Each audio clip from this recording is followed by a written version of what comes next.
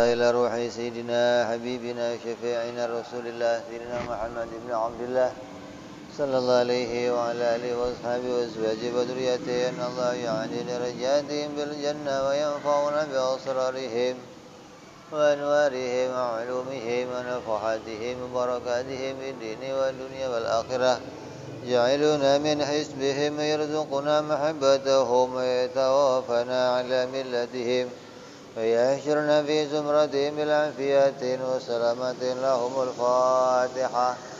أعوذ بالله من الشيطان الرجيم. بسم الله الرحمن الرحيم. الحمد لله رب العالمين الرحمن الرحيم مالك يوم الدين.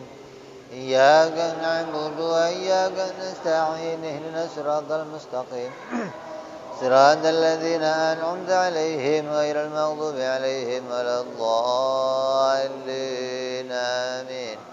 بسم الله الرحمن الرحيم. نويت التعلم والتعليم والتذكر والتذكير والنفع والانتفاع والإفادة والاستفادة والحث على التمسك في كتاب الله وسنة رسول الله صلى الله عليه وسلم والدعاء إلى الهدى والدلالة على الخير ابتغاء مرضاته وقربه وثوابه وحسن الخاتمة مع اللطف والعافية وصلاح العاقبة.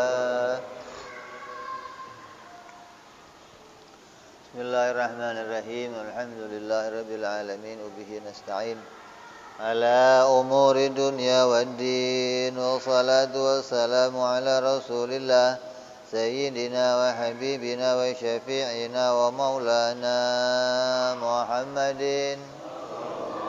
صلى الله عليه وعلى آله وصحبه أجمعين. أما بعد قال مصنف الكتاب حبيب الإمام الحبيب أبو عبد الله محمد بن يوسف السنوسي رحمه الله وغفر له ولوالديه ونفعنا به في الدارين. اللهم افتح قلوبنا فتوح العارفين وبحكمتك وانصر علينا برحمتك يا أرحم الراحمين. Ilan qal sampai apa kita?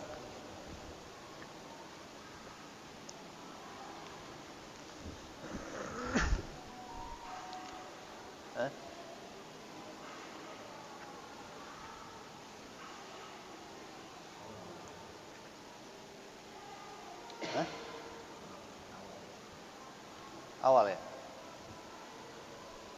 Hukum? Iya.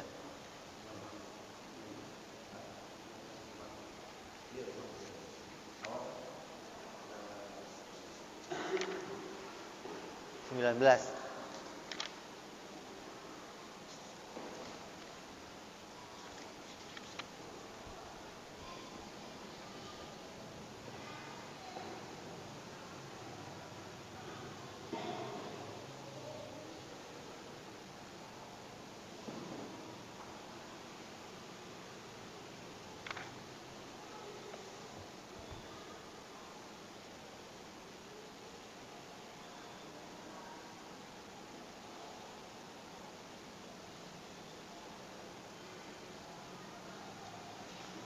Kemarin sudah bicara tentang hukum syar'i ya. Itu ada wajib, sunnah, haram, makruh dan mubah. Kemudian ada lagi sabab dan wadho. Artinya di awal pembicaraan ini kita akan berbicara tentang hukum.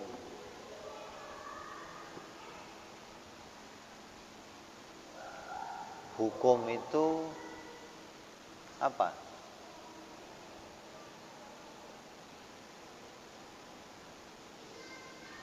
Nanti tiap hari bicara hukum, saya tanya hukum itu apa? aturan. Hukum itu aturan. Yang mengeluarkan aturan siapa?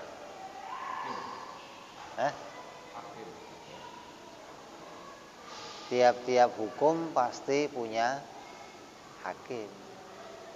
Karena tidak bisa ada hukum dikeluarkan oleh selain hakim. Bagaimana jadi hukum? Saya mau nanya, ada enggak hukum rimba ada? Hukum rimba ada? Kalau hukum rimba ada, hakimnya siapa? Macan. Kalau hukum rimba itu ada, hakimnya harus hukum alam. Ada? Hakimnya siapa? Itu tiap ada hukum harus ada hakim. Masa ada hukum nggak ada hakim? Berarti kan ada aturan nggak ada yang ngatur. Masa ada aturan nggak ada yang ngatur? Kalau hukum mau diartikan aturan, mesti ada yang ngatur. Masa ada aturan nggak ada yang ngatur sih bagaimana? Nah, kalau hukum mau diartikan sebagai sebuah ketetapan, ya ada yang menetapkan. Siapa nih menetapkan wajib, menetapkan ini sunnah, menetapkan ini haram, pasti ada. Lah, hukum yang ada yang kita harus ketahui itu adanya cuma 3. Hukum yang wajib kita tahu itu adanya 3. Ada hukum yang pertama namanya hukum syariat, hukum syar'i, biasa disebut hukum syar'i atau syariat. Kalau ada hukum syar'i, syariat, hakimnya siapa? Hakimnya Allah. Yang menetapkan, yang mengatur hukum syariat siapa? Allah. Kalau yang menetapkan hukum lalu lintas siapa? Polisi. Ya, begitu mestinya. Ada yang membuat ketetapan. Yang membuat hukum syariat siapa? Allah. Maka hakim yang menetapkan ini sunnah, ini haram, ini makruh, ini mubah, itu ditetapkan oleh Allah. Lah hukum yang seperti itu namanya hukum syar'i. Apa itu? Isinya khitabullah bi af'alil mukallaf. Perintah Allah bagi tiap-tiap orang mukallaf. Siapa mukallaf itu? Orang yang sudah akil balik namanya mukallaf. Berapa usianya? 15 tahun. Laki-laki maksimalnya 15 tahun, perempuan maksimalnya 15 tahun. Kok sebelum 15 tahun sudah keluar mani atau sudah haid, maka sudah dihitung sebagai orang yang balik. Kok belum keluar haidnya, belum keluar maninya, tapi sudah usia 15 tahun, tetap dihitung sebagai akil balik mukallaf. Maka orang yang sudah berusia mukallaf, sudah sampai mukallaf, maka dia terkena aturan syariat atau hukum syariat. Isinya apa? Yang pertama isinya wajib, kemudian sunnah, kemudian haram, kemudian makruh, terus mubah. Wajib itu apa? Wajib itu tuntutan yang kuat, yang kalau dilanggar mendapatkan siksa, namanya tuntutan yang kuat. Tuntutan untuk mengerjakan dengan kuat, namanya wajib. Ada lagi tuntutan mengerjakan tapi nggak kuat, namanya sunnah. Kalau ditinggalkan tidak mendapatkan siksa, dikerjakan mendapatkan.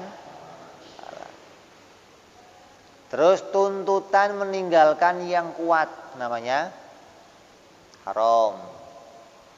Kalau sampai dikerjakan mendapatkan siksa atau dosa. Ada tuntutan meninggalkan tapi nggak kuat, namanya makruh. Nah, ada lagi yang kelima, tidak ada tuntutan dan tidak ada larangan, namanya mubah. Jadi dalam perintah Allah yang mengatur kehidupan kita, itu Allah mengatur dengan 5 hukum. Wajib, sunnah, haram, makruh, terus mubah.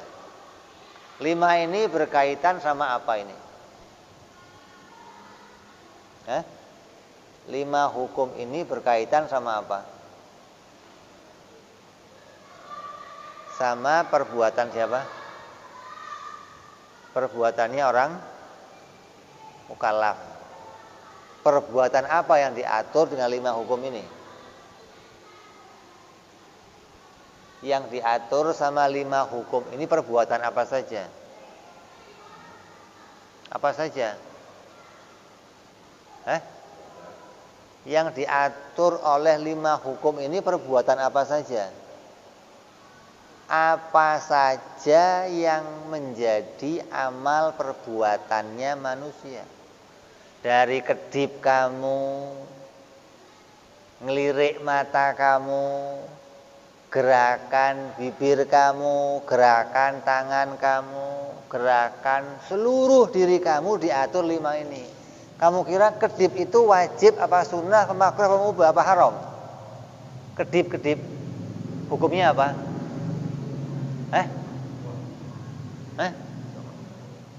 Kedip itu bisa haram. Kalau ada cewek lewat kamu kedip jadi haram begitu. Jadi jangan terus mengatur, oh itu mah untuk urusan sholat, wajib. Bukan, ini mengatur seluruh hidup kamu, diatur oleh Allah dengan 5 hukum ini. Kamu dehem hukumnya apa? Ya bisa 5 ini. Bisa dehem jadi wajib, bisa dehem jadi sunnah. Kapan? Ketika di kamar mandi kamu kencing jongkok, hukumnya apa? Sunnah. Kalau ada cewek lewat, hukumnya apa? Haram. Nah, begitu, ini penempatannya begitu. Jadi jangan dikira, oh ini 5 hukum ini hanya untuk ibadah aja, sholat. Sholat doang, dikira aturan kamu cuma sholat. Mata ngelirik, itu juga diatur. Mulutnya ngomong, tangannya bergerak, semua yang jadi amal perbuatan manusia diatur oleh 5 hukum ini. Jadi kamu itu 24 jam hidup kamu nggak lepas dari 5 hukum ini. 24 jam. Kalau kamu nggak ngerjain yang wajib, kamu akan ngerjain yang sunnah.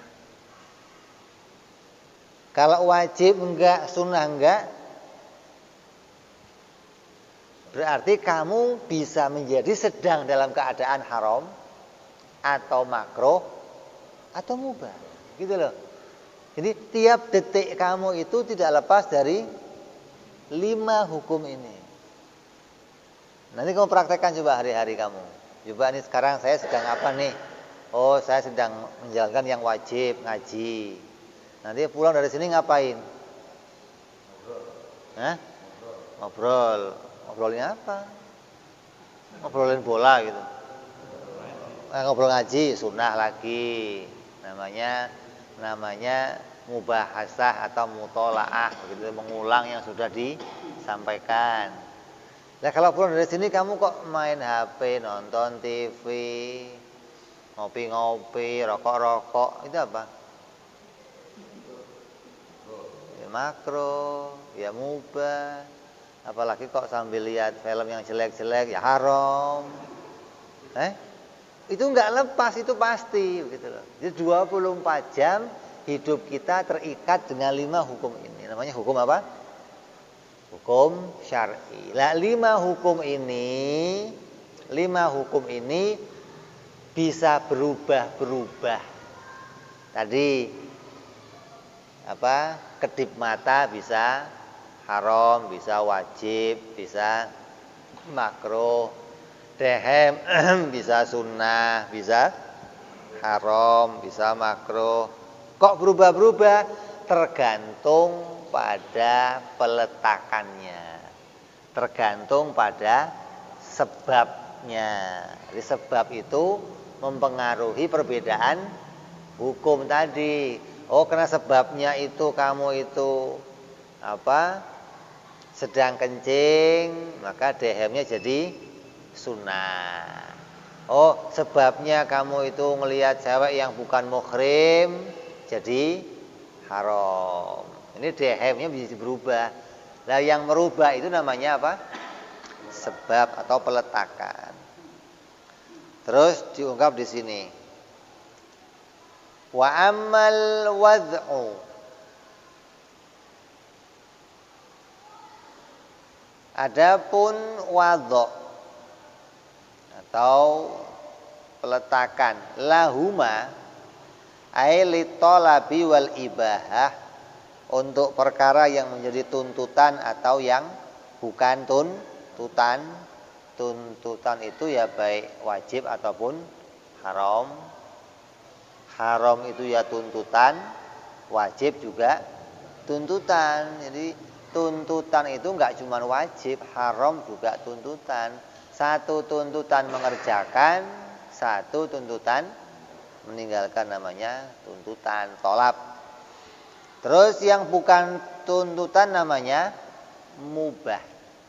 Adapun peletakan dari keduanya, fa ibaratun annas bi syar'i sababan au syarton au mani'an lima dzukira minal ahkamil khamsatid dakhilati fi kalamina tahta talabi wal ibahah. Yang mempengaruhi kelima hukum tadi itu adalah diibarahkan dengan namanya sebab, syarat, mane. Syarat, sabab, mane. Syarat itu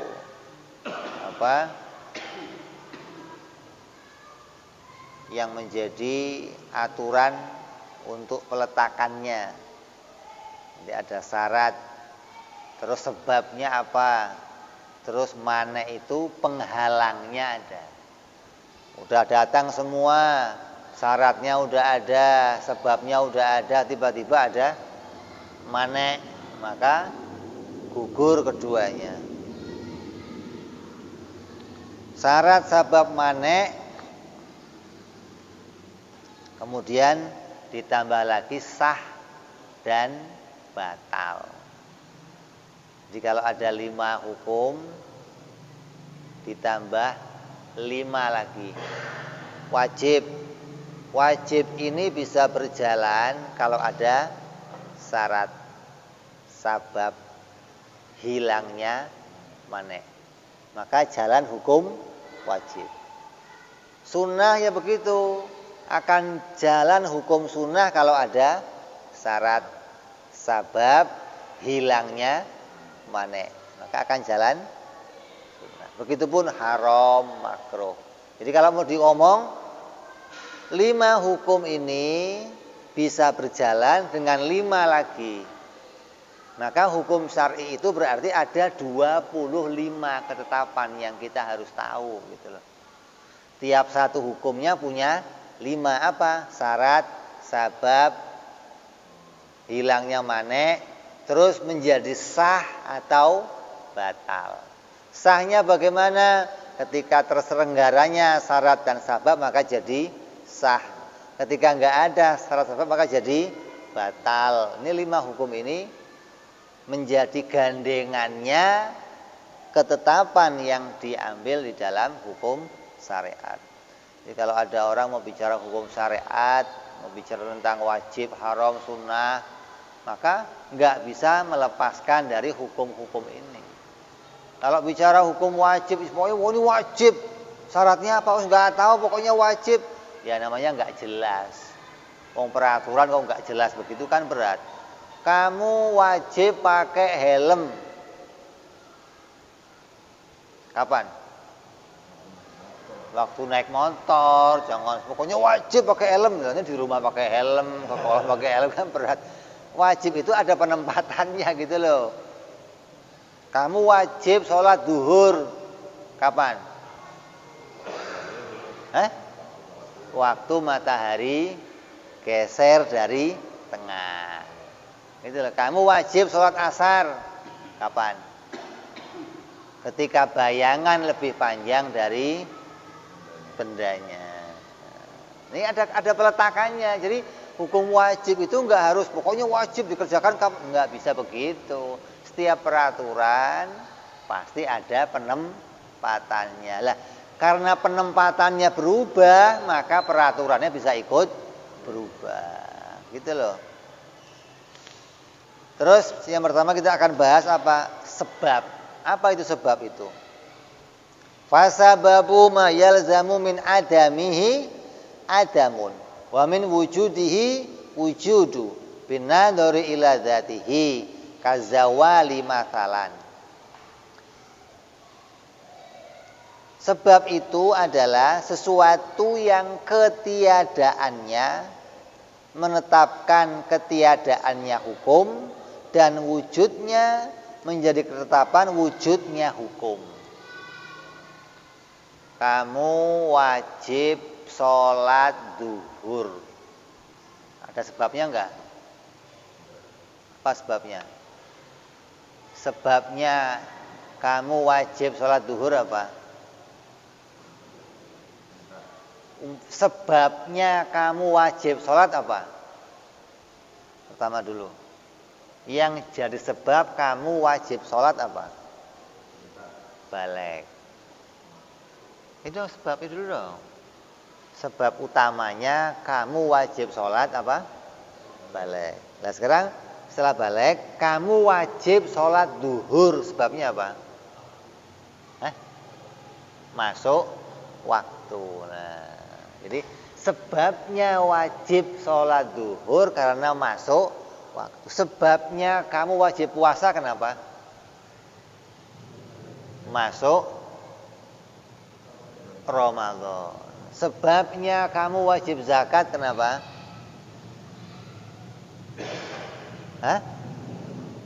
Masuk nisab atau haul. Atau kalau zakat fitrah masuk bulan Ramadan atau masuk malam Idul Fitri. Sebabnya kamu wajib haji apa? Ini ada sebabnya, begitu loh. Sebabnya kamu wajib kawin apa?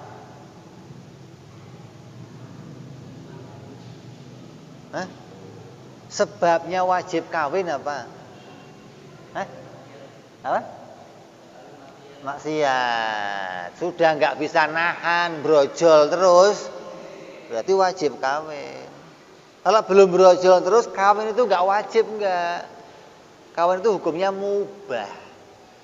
Kamu mau kawin boleh, nggak kawin boleh, nggak ada. Kalau kawin itu wajib, kapan wajibnya? Hari apa? Jam berapa? Ada?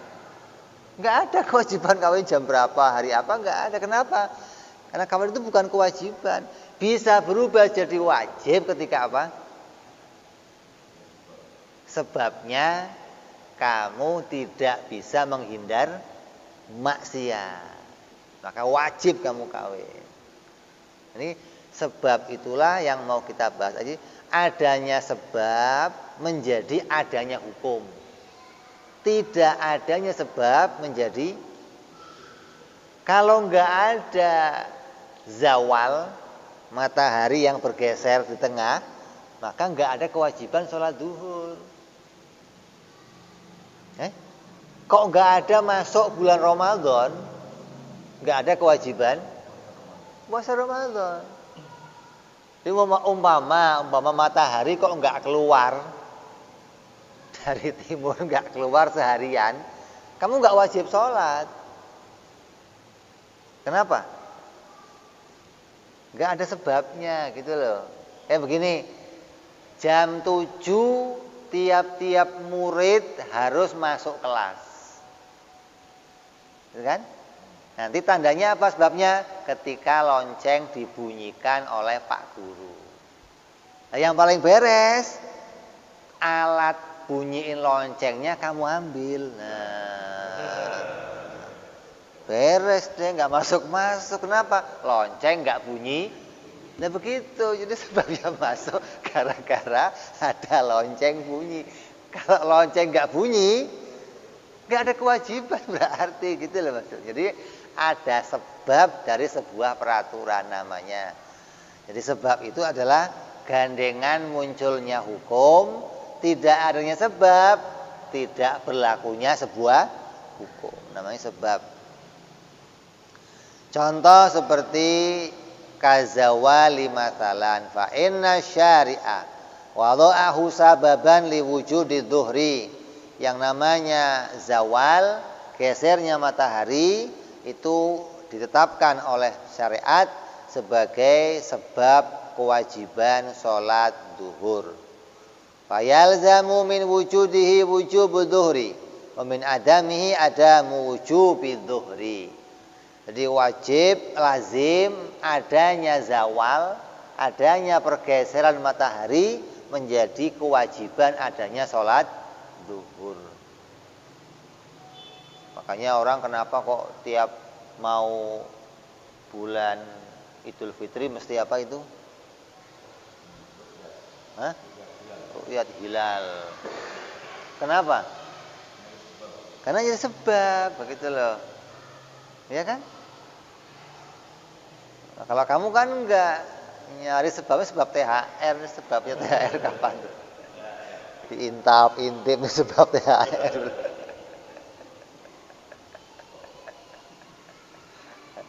Nah kalau itu ngintip zawal itu ngintip hilal. Untuk apa ngintip hilal? Itu menjadi sebab berakhirnya Ramadan, sebab datangnya Idul Fitri, gitu loh. Jadi ada sebab yang kita ini harus tahu. Makanya kalau orang ditanya, kalau saya mau sholat, yang pertama kali harus saya kerjakan ngapain?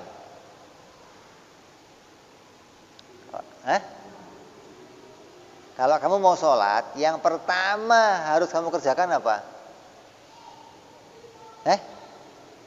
Ngapain?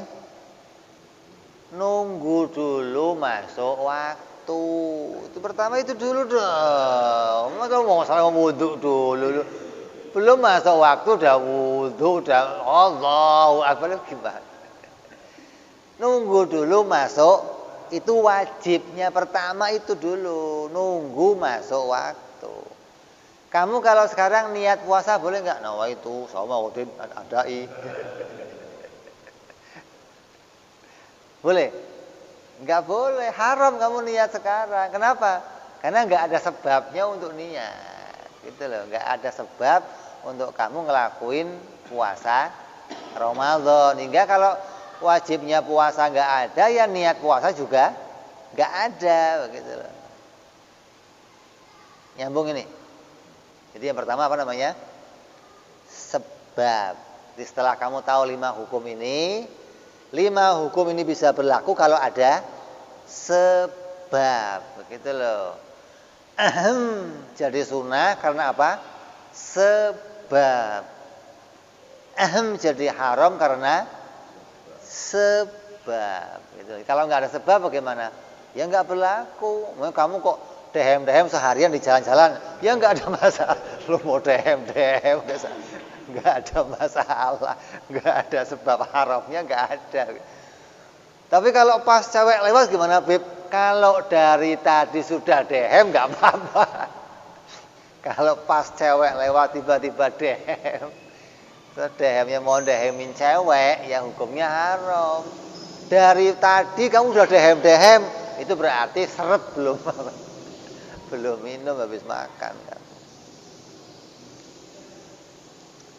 Jadi adanya zawal, adanya sebab menjadi kewajiban hukum itu datang.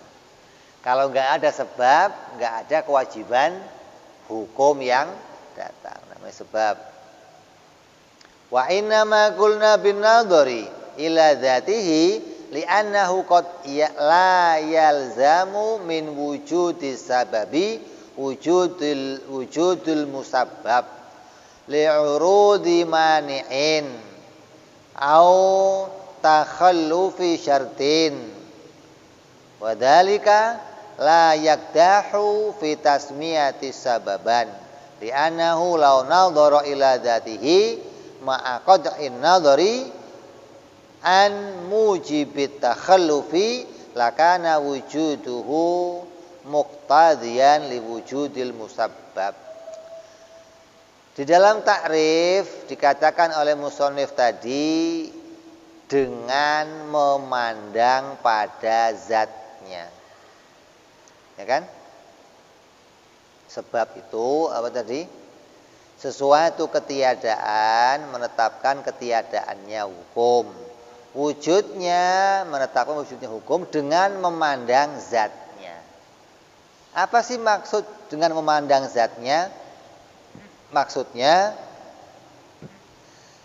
karena terkadang wujud sebab berarti wujud apa sebab itu? Wujud zawal. Namanya wujud gesernya matahari waktu duhur. Matahari udah geser, saya sudah balik, wajib sholat enggak? Itu hukum aslinya begitu. Kalau enggak ada manek, kalau enggak ada penghalang. Penghalangnya apa? Matahari udah geser, saya sudah balik, tapi ada penghalang, saya enggak bisa sholat. Apa itu? Haid.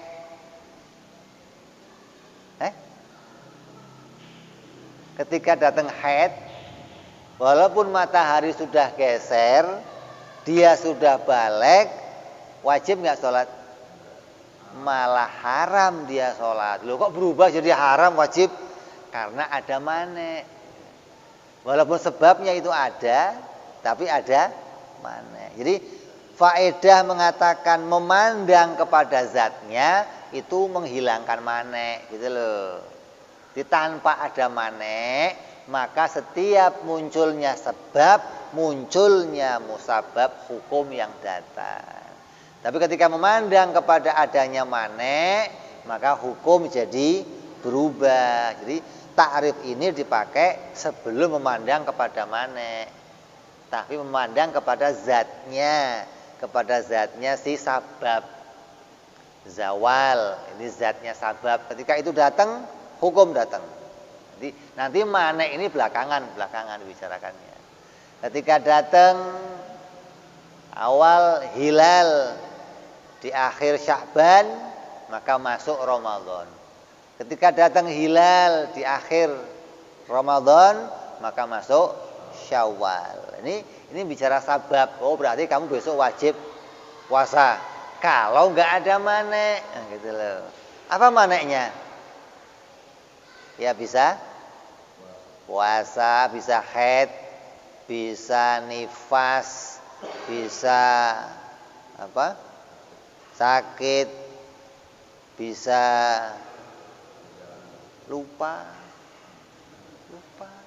Bisa puasa lupa saya. Oh, itu lupa gimana? Ini bicara apa? Takrif bahwa sebab itu dilihat dari zatnya. Ketika sebab itu muncul, maka hukum pasti muncul. Dilihat dari zatnya.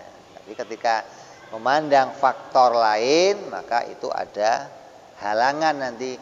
Lah faktor lain itu enggak melihat zatnya berarti.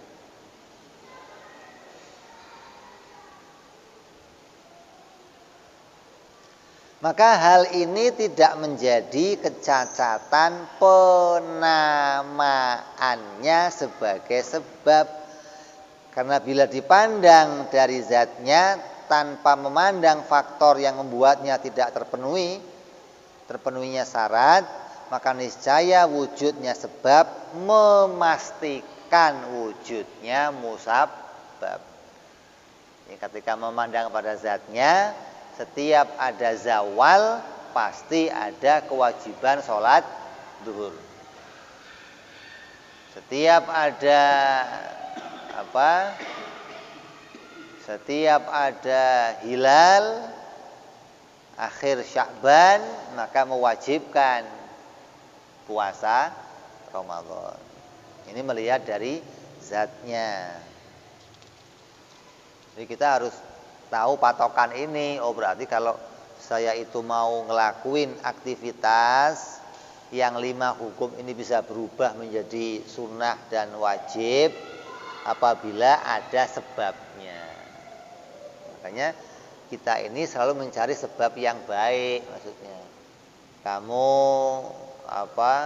aktivitas sehari-hari, bisa aktivitas kamu mendapatkan pahala ketika kamu gandengkan dengan sebab yang baik. Kamu mau keluar rumah, nah saya mau keluar rumah, mau mencari rezeki, bisa menjadi haram, bisa menjadi wajib melihat sebabnya. Apa sebabnya? Oh sebabnya di rumah beras habis, kewajiban saya menuin keluarga, maka saya mau keluar, mau cari. Maka sebab yang demikian bisa menjadikan wajib kamu dapat pahala wajib. Bisa dapat pahala haram keluar rumah ketika apa? Ntar malam mau ke diskotik, duit belum ada namanya. Terus keluar rumah cari utangan, keluar rumah cari jual-jual HP, keluar rumah cari kerjaan, yang penting ada duit buat nanti malam ini keluar rumahnya jadi haram. Melihat sebabnya. Jadi sebab itu menjadi datangnya hukum, tidak ada sebab menjadi hilangnya hukum. Terus yang kedua namanya syarat. Setelah ada sabab, ada syarat. Apa itu syarat? Wa amma syartu fa huwa ma yalzamu min adamihi adamun wala yalzamu min wujudihi wujudun wala adamun lidzatihi. Syarat itu sesuatu yang ketiadaannya memastikan ketiadaannya hukum. Namun wujudnya tidak memastikan wujudnya hukum. Kalau sebab kan pasti, tiadanya menjadi tiadanya hukum, adanya menjadi adanya hukum. Kalau syarat enggak, tiadanya syarat menjadi kepastian tiadanya hukum. Tapi adanya syarat tidak memastikan adanya hukum. Contoh, setelah masuk waktu zuhur, maka kamu wajib sholat. Nah, untuk sholat syaratnya apa? Suci, wudu. Ini untuk sholat, ini syarat. Jadi kalau kamu nggak punya wudu terus sholat gimana?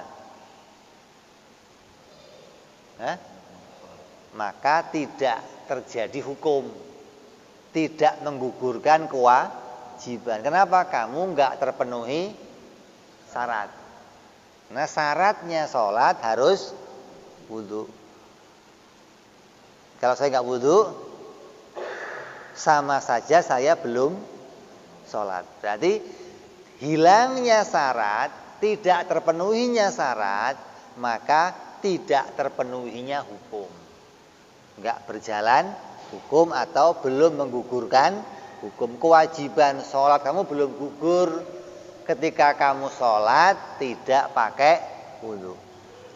Tapi sebaliknya kalau kamu sudah wudu belum tentu terjadi sholat. Waktunya azan kurang 5 menit, kamu sudah wudu siap-siap. Udah bisa sholat. Walaupun sudah wudu, tapi belum bisa sholat. Kenapa? Belum terpenuhinya sebab. Jadi syarat itu berbeda sama sebab. Kalau sebab itu menentukan masuknya atau terjadinya sebuah hukum, kalau syarat ini tergantung pada pelaksanaannya. Aturan di dalam pelaksanaan. Kalau sebab, aturan akan melaksanakan. Jadi untuk menunggu datangnya zuhur, maka nunggu zawal. Setelah zawal masuk waktu saya mau sholat zuhur, ada syarat. Nutup aurat, wudu, menghadap kiblat. Ini diantara syarat-syarat yang harus dipenuhi. Kalau ini enggak ada bagaimana? Ya kamu enggak dianggap sholat.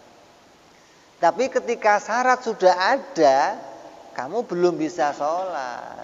Ketika belum ada sebab. Jadi syarat itu tidak menentukan terjadinya hukum gitu loh.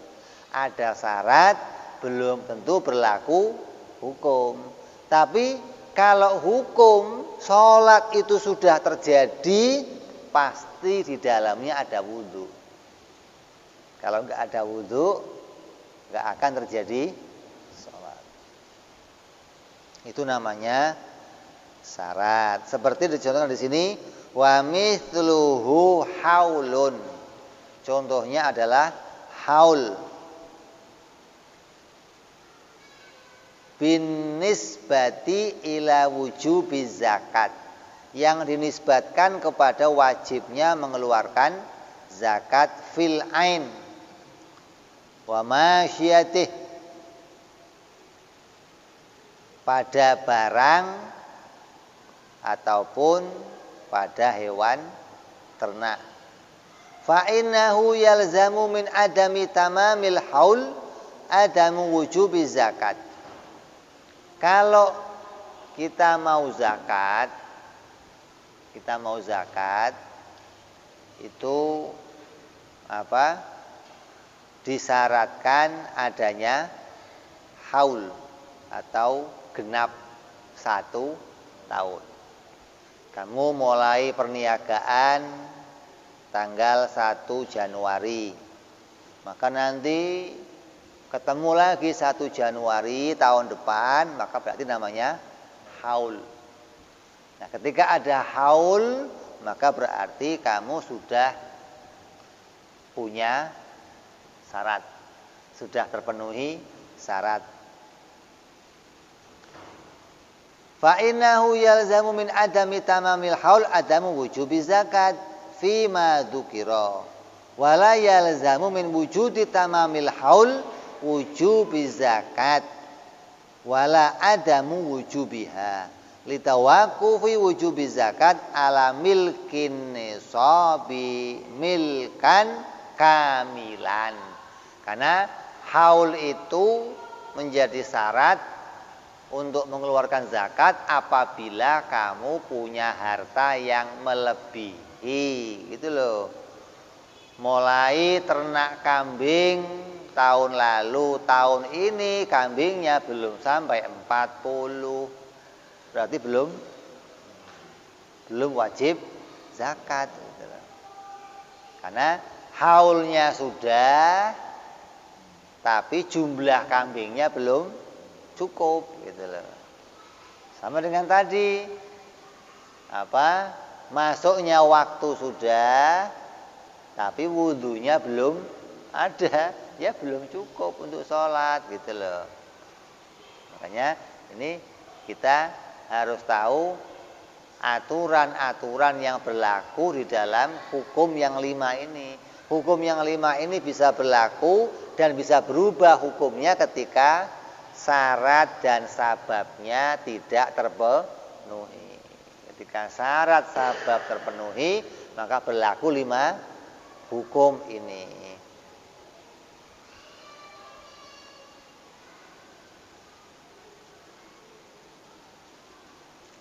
Terus yang ketiga, wa amma mani'un. Adapun yang namanya mane atau bahasa sininya penghalang.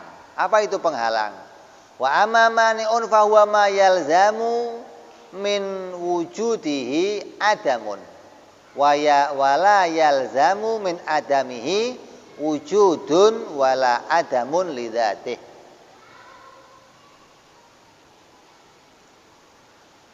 Mane itu adalah sesuatu yang wujudnya pasti menetapkan ketiadaannya hukum. Ini sebaliknya dari syarat sabab. Kalau syarat sabab, kalau sabab tadi kan wujudnya adanya sebab memastikan adanya hukum. Namanya apa itu? Sebab. Kalau syarat, wujudnya syarat tidak memastikan wujudnya hukum. Kalau mane, wujudnya mane memastikan tiadanya hukum, gitu loh. Kalau ada mane, pasti hukum itu menjadi tiada. Adapun ketiadaannya mane, maka tidak otomatis mewujudkan hukum, gitu loh. Kalau nggak ada haid, pasti ada sholat, belum tentu juga. Tapi kalau ada haid, pasti nggak ada sholat. Ya. Ketika ada apa? Ketika ada junub, mesti nggak ada sholat. Ketika ada hadas, mesti nggak ada sholat, gitu loh.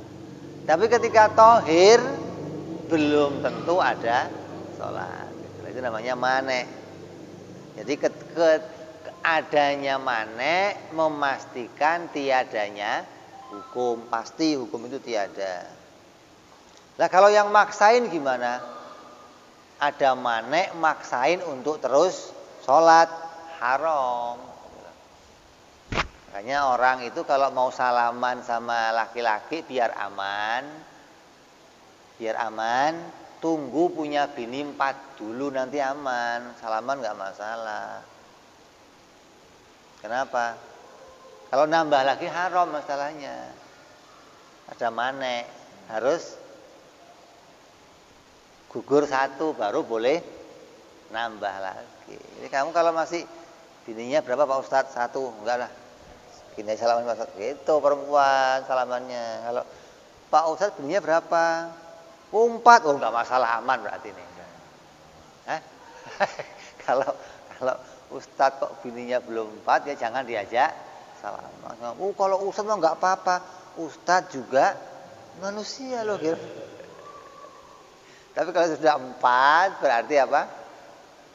Adanya mane, gitu loh. Mane untuk bisa menikah. Dia punya penghalang. Haram kalau dia nikah lagi, gitu loh. Karena sudah ada punya istri 4. Sama aja ada orang mau sholat tapi belum hadas. Ya nggak boleh. Orang mau kawin lagi bininya 4, ya nggak boleh. Nah, kalau yang belum punya bini atau sudah habis bininya boleh kawin lagi. Ya maksud. Iya maksudnya begitu.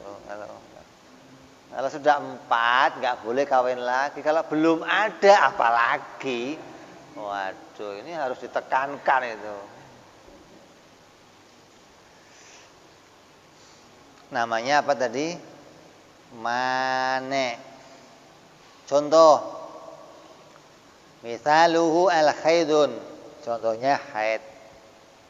Fa innahu yalzamu min wujudihi, maka lazim dari adanya haid adamu wujubi sholat matalan, maka pasti tidak ada kewajiban untuk sholat. Wala yalzamu min adamihi, tapi tidak lazim tiadanya haid wujubu sholat, maka menjadi wajibnya seseorang itu sholat.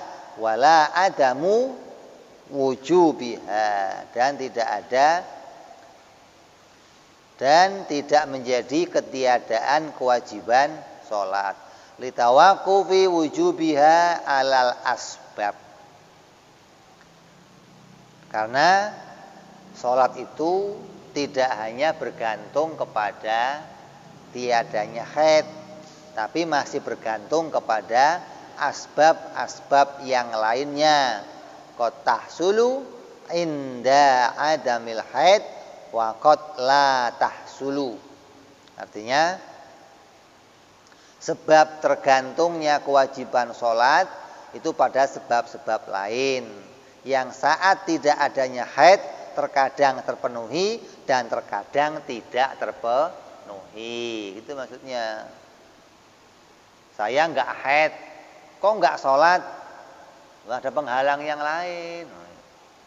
Itu nggak terus kalau nggak haid mesti sholat, enggak. Ada asbab-asbab yang lainnya yang kadang terpenuhi, kadang tidak terpenuhi. Sehingga kita harus tahu 3 perkara ini.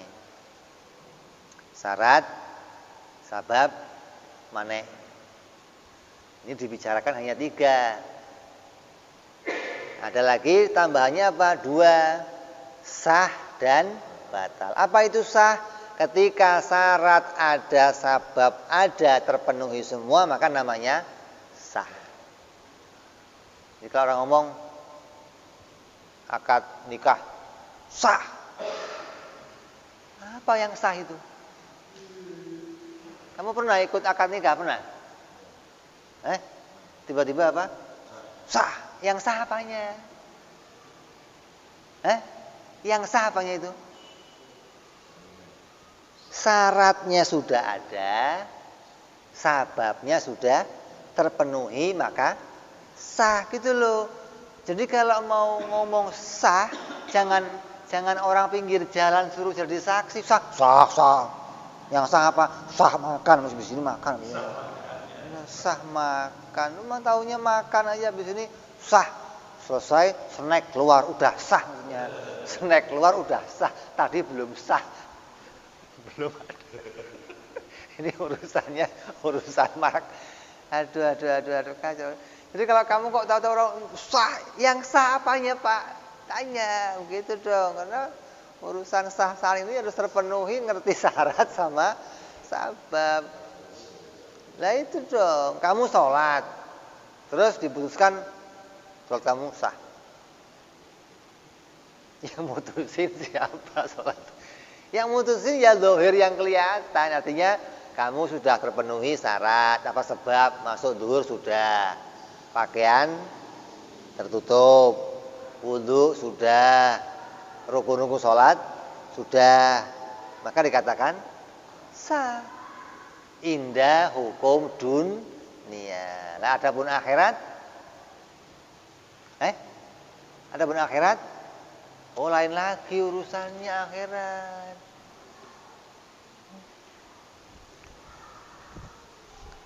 Ada pendaftaran. Ada pendaftaran pekerjaan namanya. Syaratnya ini, syarat semua persyaratan kamu penuhi. Setelah kamu menyerahkan, kamu kerjakan semua, kamu serahkan, pihak kantor mengatakan tidak diterima. Kamu kan pengen tahu yang menyebabkan nggak diterima itu bagian mana? Ijazah sudah, surat kelakuan baik sudah, pengalaman kerja sudah, apa nyogok belum? Nah, ini kan belum tahu ini apa, kok nggak sah, ini apa penyebabnya? Dia nggak menjelaskan, tiba-tiba ditolak lagi, kita bingung. Begitupun sholat di akhirat nggak diterima. Aduh, nggak diterima. Ini apa? Padahal udah wudu sudah, pakai pakaian sudah, ngadep kiblat sudah. Itu tiba-tiba nggak diterima. Kenapa nggak stres kamu? Kalau mama dikasih tahu wudu kamu belum beres, nah saya ulang wudunya biar beres. Ini nggak ada memberitahu. Pokoknya catat, terima. Artinya pekerjaan ibadah kamu diterima. Nah, adapun hasilnya tidak sah. Kok nggak nangis kita nanti? Seumur hidup kamu udah sholat, udah tiba-tiba. Makanya kita harus tahu bahwa kalau kita menjadi orang yang berpatokan pada amal, ini yang paling berat. Pegangan sama Hingga banyak orang jadinya was-was. Asal wudu diulang-ulang, takut wudunya nggak sah. Sholat, Allahu Akbar, Allahu Akbar, Allah. Ini kok diulang? Kenapa itu? Takut nggak sah. Memang kalau sah kenapa? Kalau sah kan masuk surga. Ini pegangan sama berat. Kamu gampangin amal salah, kamu was-was salah, maka di sini fungsinya kamu itu punya ilmu. Yang harus saya kerjakan adalah memenuhi persyaratan, memenuhi sabab yang Allah atur. Adapun diterima atau diberi pahala sholat saya itu haknya Allah. Makanya kalau orang kok ngaji syariat, nggak ngaji hakikat, nggak ngaji, oh ya susah, hidupnya susah. Mesti terikat di situ, ribet di situ. Wudu diulang-ulang, sholatnya diulang-ulang lagi, walat. Orang nggak kelar-kelar. Kalau berjamaah kan ribet begitu. Tiba-tiba, alhamdulillah, ulang lagi nih orang udah waladolin, alhamdulillah lagi. Ya Allah, ada begitu? Ada banyak begitu. Mau diomong ini orang yang nggak bener alim, mau diomong bener nggak buat contoh nggak bisa begitu. Bagaimana mau buat contoh begitu? Mau ragu-ragu. Nah, kamu sebenarnya kan nggak boleh ragu. Pokoknya yang diwajibkan kepada kita adalah memenuhi persyaratan, memenuhi aturan-aturan. Adapun usaha kamu memperbaiki tiap waktu itu harus ada. Kok sekarang kamu merasa wudunya kurang baik, ya Allah mudah-mudahan besok bisa lebih baik. Sekarang kok bacaannya kurang baik, ya Allah mudah-mudahan besok bisa lebih baik. Karena pada intinya yang mau membayar amal kamu itu Allah. Mau dibayar berapa? Ya terserah. Contohnya begini, kamu saya ajarin bikin bakso. Saya kursusin bikin bakso. Udah bisa pinter bikin bakso, kamu saya kasih modal suruh bikin bakso. Yang beli siapa? Yang beli saya juga. Saya yang ngajarin, saya yang modalin, saya yang beli. Lah saya membelinya berapa? Ya tergantung bikinan kamu. Kalau bikinan kamu bagus, seperti yang saya ajarkan gitu loh, saya bayar dengan harga yang pantas. Nah kalau kurang asin, terus bunder-bundernya kotak jadinya nggak bunder, terus saya mau bayarnya berapa? Ya terserah saya, wong kamu udah modal dari saya, yang ngajarin saya, kok mahal lagi mintanya, ngargainya mahal lagi. Ya Allah surga, ya Allah la ilaha illallah, mintanya surga lagi. Udah modal dari sono, yang ngajarin sono, mintanya kadang berlebihan maksudnya. Jadi ya kita harus tahu gitu loh. Kalau modal dari sono, yang ngajari sono, kalau hasilnya kok sesuai dengan yang diajarkan, mesti diberikan nilai yang layak gitu loh. Kalau enggak bagaimana? Itu jangan diharap-harap lah. Yang penting sudah bisa bikin bakso, udah untung. Urusan mau berapa lakunya itu urusan sono nanti. Jadi kamu nggak usah terus bingung, ini baksonya lakunya berapa. Udah bisa bikin bakso, udah untung. Artinya apa? Kamu sudah nggak berkhianat. Modalnya dikasih, ilmunya dikasih, kamu laksanakan gitu loh. Ya kan? Lah hasilnya mudah-mudahan sedap lah, mudah-mudahan enak. Kok kurang enak bagaimana? Ya besok saya bikin lagi yang lebih enak. Begitu doang bisanya. Jadi kalau sekarang kok saya sholatnya kurang bagus, mudah-mudahan besok bisa lebih bagus. Begitu terus harusnya.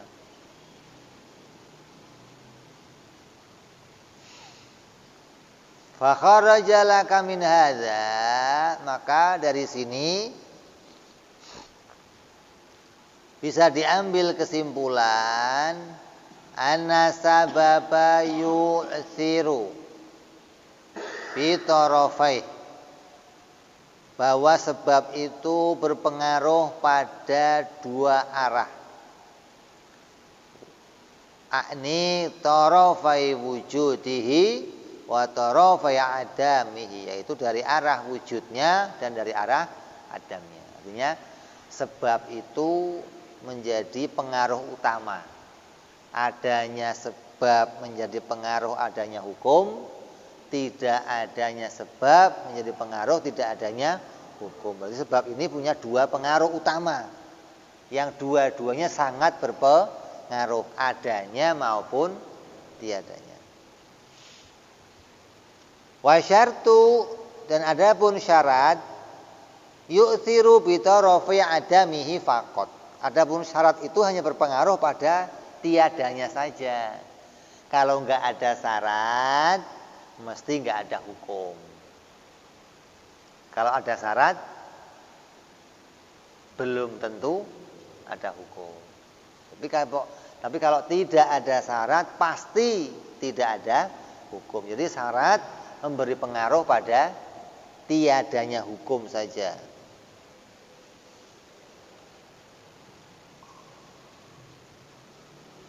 Wa mane, adapun mane yu'thiru bi tarafi wujudi faqat. Adapun mane itu hanya berpengaruh pada adanya saja. Ketika adanya mane, maka dia berpengaruh meniadakan hukum. Tapi tiadanya mane tidak memastikan wujudnya hukum. Wa mahalul istifai ma yata'allaku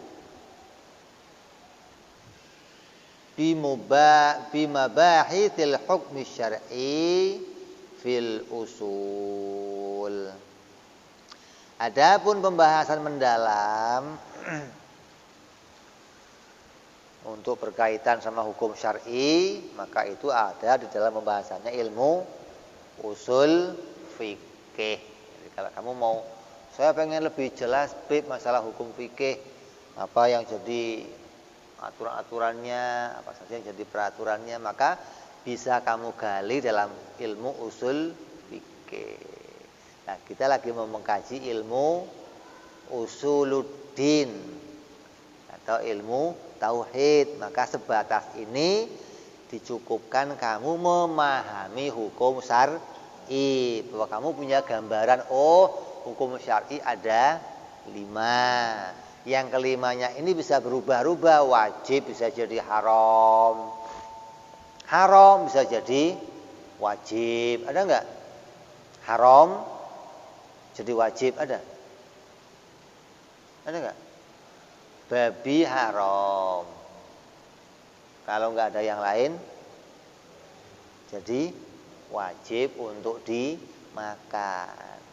Karena wajibnya kamu mempertahankan hidup walaupun pakai barang haram. Riba haram enggak riba? Riba haram. Jadi wajib kamu makan kalau kamu kepepet, mau operasi, kalau nggak dioperasi mati, ngutang kanan kiri nggak ada, asal ngetok rumah orang, lampu matiin langsung ceklek, berat, asal ngetok kanan kiri nggak dapet, ke masjid nggak ada duitnya, ke yang buka batak, yang buta bang, gimana? Masuk makan semuanya nggak apa-apa.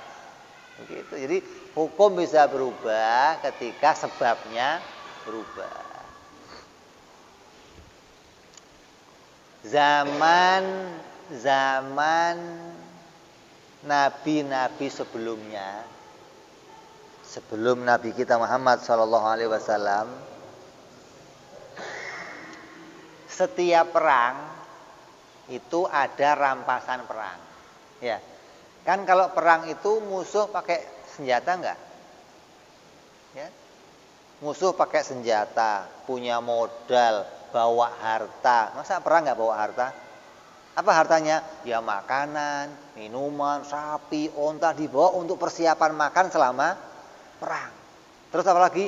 Wanita-wanita, bagian pengobatan, bagian ini dibawa.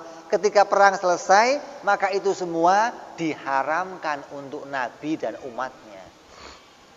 Hartanya nggak boleh dimakan, perempuannya nggak boleh dikawini. Itu gimana? Dikembalikan. Beda di zaman Nabi Muhammad SAW. Ketika peperangan, hartanya diambil, perempuannya dikawinin. Loh kok beda? Apa alasannya? Hah? Apa alasannya? Kenapa di zaman Nabi kita harta rampasan perang itu diambil, wanitanya dikawinin? Kenapa? Karena berpikirnya apa? Kalau harta ini saya kembalikan, maka akan dipakai kembali nyerang saya. Senjatanya panah, pistol, kuda, onta, dikembalikan semua ke sana. Gimana sih ente? Terus perempuannya, kalau saya kembalikan ke sana, dikawini sama orang kafir, menghasilkan anak-anak kafir. Nyerang lagi. Kalau saya yang ngawini, menghasilkan anak-anak muslim. Begitu loh. Jadi Nabi berpikir lebih maju dari nabi-nabi yang sebelumnya. Mereka menjaga diri. Hartanya orang kafir, harta yang gak halal ini. Dicari dari harta yang riba, dicari wanitanya gak bagus, saya gak mau lah. Saya mau wanita yang halal, mau harta yang halal, rampasan perang saya gak mau. Beda sama pikirannya Nabi. Dan Allah memberikan kekhususan bagi Nabi Muhammad SAW dan umatnya. Wah, harta rampasan perang jadi halal, wanita-wanita jadi halal. Untuk apa? Dimanfaatkan kemaslahatan umat.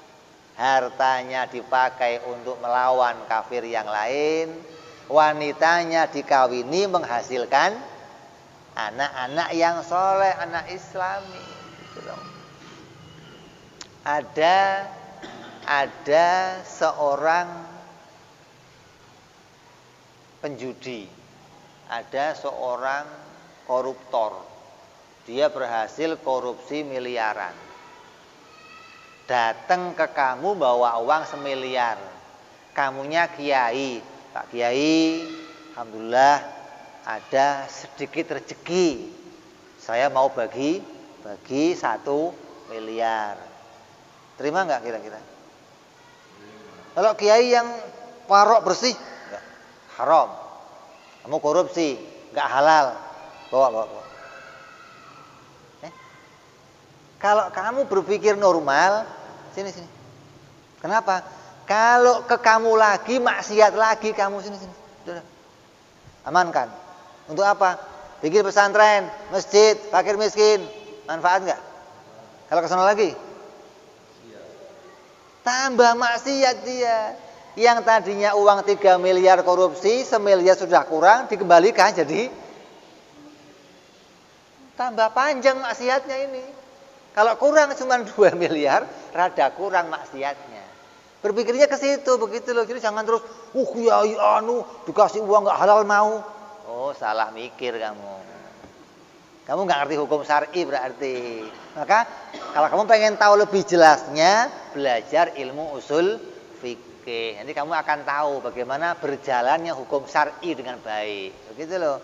Jangan asal tuduh orang, itu si bu guru si Berpikir, nanti kamu akan tahu, begitu caranya berpikirnya. Hingga kamu nggak akan ragu menerima uang-uang negara, sumbangan negara untuk masjid, ambil. Kenapa? Kalau balik lagi, disumbang ke gereja, disumbang ke, sini. Nah, begitu dong berpikirnya. Jangan berpikir, uang negara nggak halal, kecampuran uang riba, kecampuran uang bir, kecampuran uang, wah, nggak usah diterima, ya rusak. Gitu loh. Tapi jangan kamu terima yang semiliar itu untuk kamu yang pakai maksiat. Oh, berat lagi dia. Namanya pindah maksiatnya. Dia nggak maksiat, kamu jadi maksiat. Jadi kalau kamu mau menyelamatkan orang biar nggak maksiat, kamunya jangan. Untuk apa? Untuk umat, gitu dong. Pakai maslahat, pakai bangun. Nggak masalah, Bib. Super nggak masalah kok, nggak masalah, Bib. Kenapa? Itu hartanya Allah. Begitu beres pegangnya. Nabi Musa dituntut sama Fir'aun. Musa, kamu dari kecil hidup dari harta saya. Apa kata Nabi Musa? Hartanya Allah. Begitu berpikirnya, jadi normal. Nggak harus, wah ini kok begini. Akalnya dipakai biar tahu hukum. Maka kalau kita ingin lanjut hukum ini, pembahasan nggak di sini, tapi dalam hukum usul fikih bisa kita kaji dalam kitab-kitab usul fikih.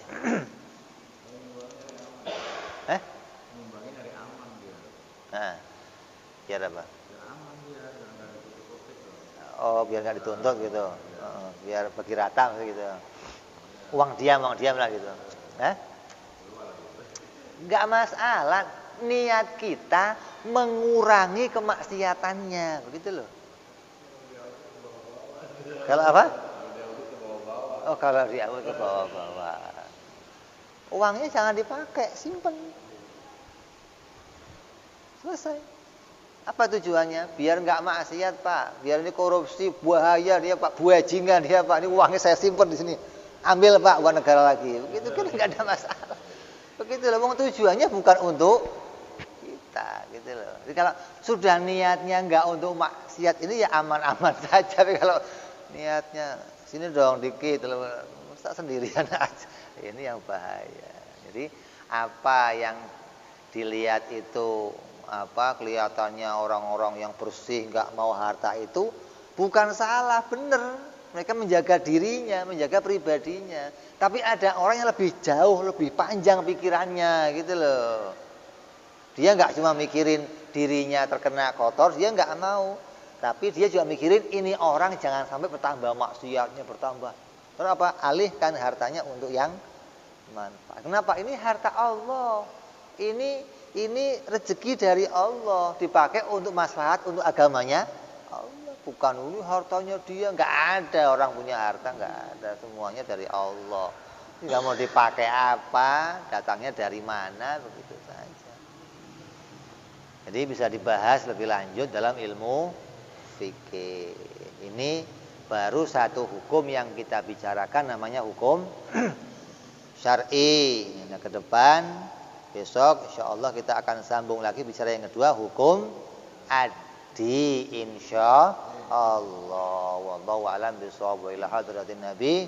Al-Fatihah. A'udzu billahi minasyaitonir rajim.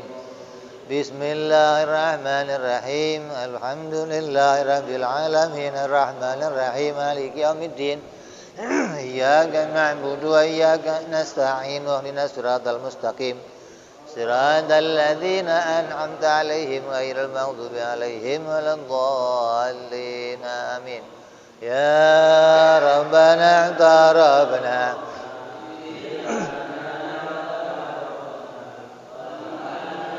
أسرفنا على لظى أشرفنا فتب علينا توبة تغسل كل عوبة واستر لنا عوراتي وآمن رواتي واغفر لوالدينا ربي ومولودينا والأهل والإخوان وسائر الهلان وكل ذي أو جيرة أو صحبة والمسلمين أجمع آمين ربي فضلا وجودا منا لا باكتساب منا بالمصطفى رسولي نضى بكل سولي صلى وسلم ربي عليه عند الحب وآله وصحبه مداد طاس صحبي والحمد للإله في البدء والتناهي سبحان ربك رب العزة عما يصفون سلام على المرسلين الحمد لله رب العالمين.